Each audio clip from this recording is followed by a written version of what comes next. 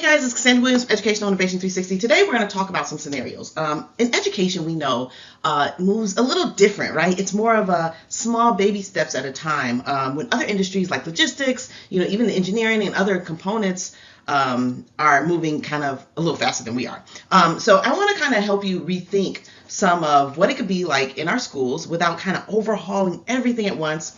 But our goal is, in education at least, is to kind of keep humans at the center of technology to reduce kind of all the noise around. I can't say this enough. The goal is to have a small lift. And we know with AI, it's kind of affecting everything around us right now. And I don't think right now you need so much of theories. You need manageable bite-sized pieces, and which will set that foundation to know that AI is not replacing your teachers.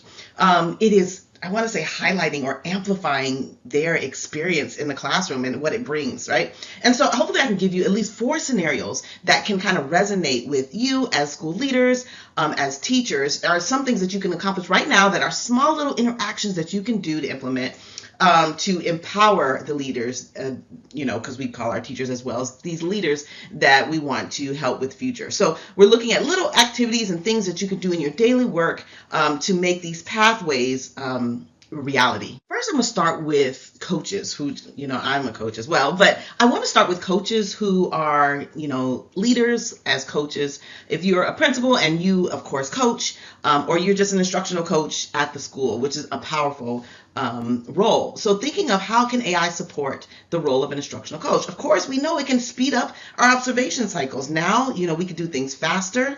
We can summarize the content that we've either watched, or we can analyze content that we've heard. We can think about moments that we can highlight.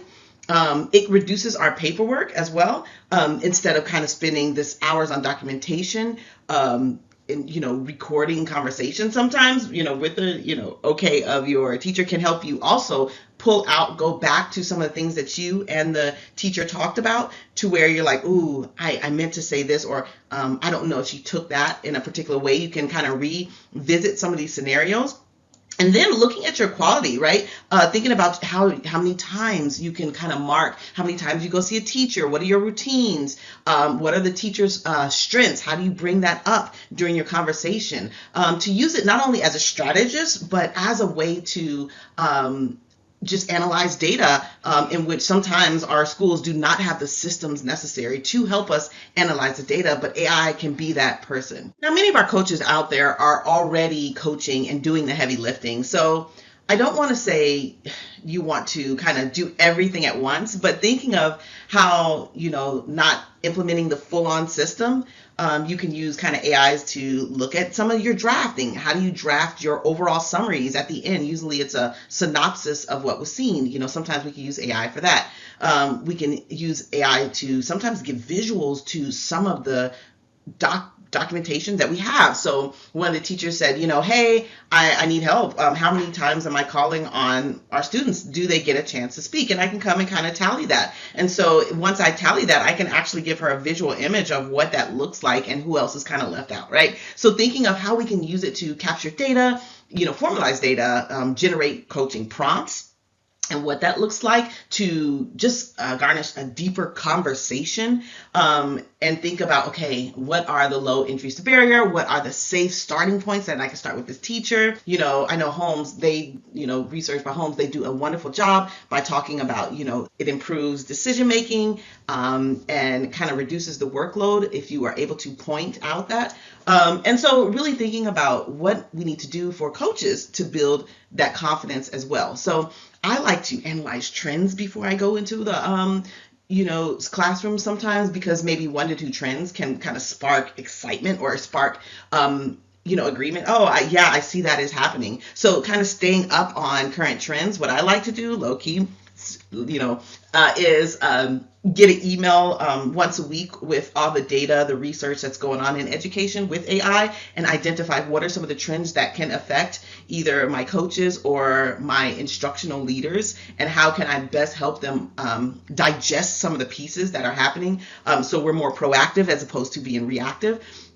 And really the whole goal, to generate prompts is to help, right? And to help, of course, that teacher in the classroom, help build bite-sized steps, help build these manageable moments with, your teacher and the coach in those conversations. So when we're talking about infusing AI into schools, I think number one is definitely your coaches.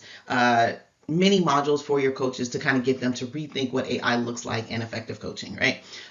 Two is thinking about guided student learning pathways. I say this because we kind of have to reimagine what this looks like now. Currently, low key, I am starting to see more transformation in some of our programs than in some of our teaching sessions. And I hate to say that because I am pro teacher, I'm pro leader, I'm pro education. But one of the things I'm seeing is sometimes personalized learning is expediting student growth faster than whole group learning, especially with our new teachers that we have coming into the system. Okay. And so thinking of AI and how it just simply gathers student work, student signals, student recommendations, and it keeps kind of the teacher abreast of where students are. So teachers continue to grow the human side of our students.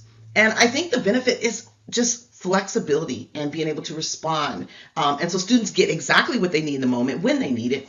I want to say Luckin and Clovera really think about personalized learning and how it increases engagement with mastery when teachers remain central, right? So thinking of how we start small and we build from there. So we're looking at these small lifts, thinking of what tools that we can use to kind of enrich learning, and cycling that through our school day and allowing for, goal setting within their programs, maybe time stamps for students to tell them the path that they're on.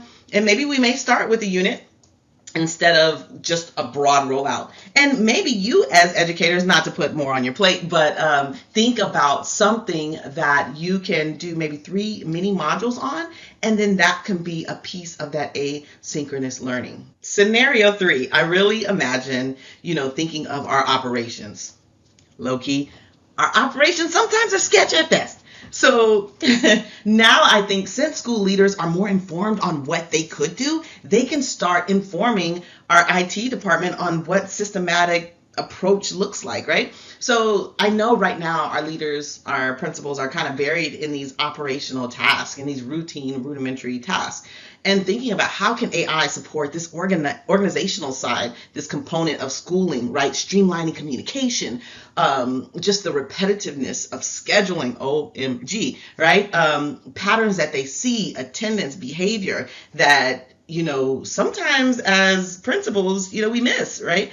But when this operational noise kind of goes away, we can kind of focus and really pinpoint on some things that we want to hone in on. And so now we're creating dashboards based on our vision, because we already have the operational systems in place for the other components, right? And so I think that this is the one of the easiest lists for principals to be able to do in implementing AI. Being able to streamline your communication with automations.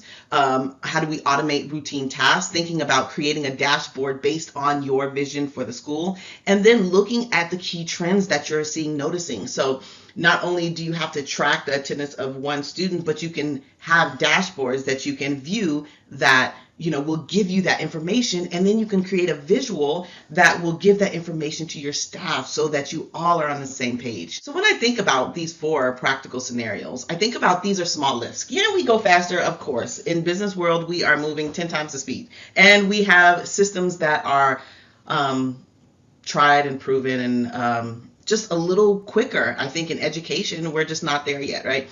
But when I think about these kind of wins, I think now we can, draft communications, because AI can pretty much do that.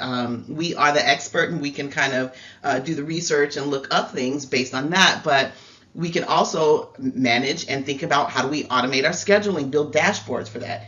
I know UNESCO definitely, I know there was a report, I think it was in 2023, that kind of shows how AI-driven systems help reduce burnout, which a lot of our principals are feeling right now, and it frees our principals up for that high value work that pretty much, we signed up for, right? And so this side gives a relief for our principals. And so you don't have to do everything manually anymore, but these small steps can really generate huge returns and, help our principals pretty much reclaim our time. Another piece I think that will be a small lift in education is we think about what does AI do for assessment and feedback. Right now, I know the state, at least the state of Indiana, we're assessing at least 4 times a year, which is a little too much if you ask me. But thinking of how teachers are using assessment, right? One of the most consuming parts of teaching is grading, to be honest, but it helps with quick checkpoints. Thinking about aligning rubrics, which is very difficult for our teachers to. Not only do you have to create the assignment, but then you have to create the aligned rubric, and then you have to juxtapose it, right? If you can have suggested rubrics already in place for the project, right? Thinking about what are some trends, what are some things that students need help with, like feedback. It can help you adjust your instruction sooner. Your turnaround time for grading is quicker. And so thinking about how AI's capacity for maybe more accurate formative insights, of course, paired with teacher judgments, can really help us as educators focus more on, instructional planning as opposed to the mechanical piece, which is the scoring. So I see these as small lifts, small strategies that you can use. Thinking of AI as scoring, using AI tools, maybe you can generate rubrics. I know in School AI, they do a wonderful job with generating rubrics as the back end, and so student input is the front end, and so students are putting in their content, and the rubric is juxtaposing what the content that they're putting in. So School AI does a wonderful job with this, so does Magic School as well. So thinking of how can we pilot some of these ideas, how do we pilot AI support with feedback, and what can it do to kind of just save on the time that you have as educators. In all my talks, I always say, what do you have to do? Start. Just start small, right? Again, not a major overall. Choose one little scenario, try one little small thing. If successful, continue. Collect feedback from the very participants that you serve. So if you are a coach, collect feedback from your teachers. If you're a teacher, get feedback from your students. I always say refine, grow, and leaders, K-12 principals, let AI integration, I think like any other implementation integration, have to start small. Observe, is it making impact? Is it more time? Is it taking more time to implement? And you kind of adjust, tweak, and scale. And I think that once we continue, we always do ground our approach. It keeps us focused on the very things that matter, which is the instruction, and avoids overwhelming your team. So continue to start small. Choose 1 or 2 scenarios you want to try and let people know that you're trying something different or you're trying something new. Look at the impact, see if it's making an impact, see if it's, saving time. We know how to document our time. That's one thing we do really well. Gather feedback from the very people you serve. Adjust and refine. If you feel that this is not working, maybe you can adjust it, maybe you can tweak it, maybe you could try something new. And then grow strategically and grow your strategies. And take each practice little pieces at a time. Here's the research. I hope it helps. I hope you dive into it. I know that this is key for you. This is important for you. This is a learning curve for all of us. And I think AI should be kind of anchored in, some of the things that we do. But remember, I always say human first. We love our humans first. And then how can AI support your role in education? All right, talk to you later. I hope this helps. Until next time. Bye.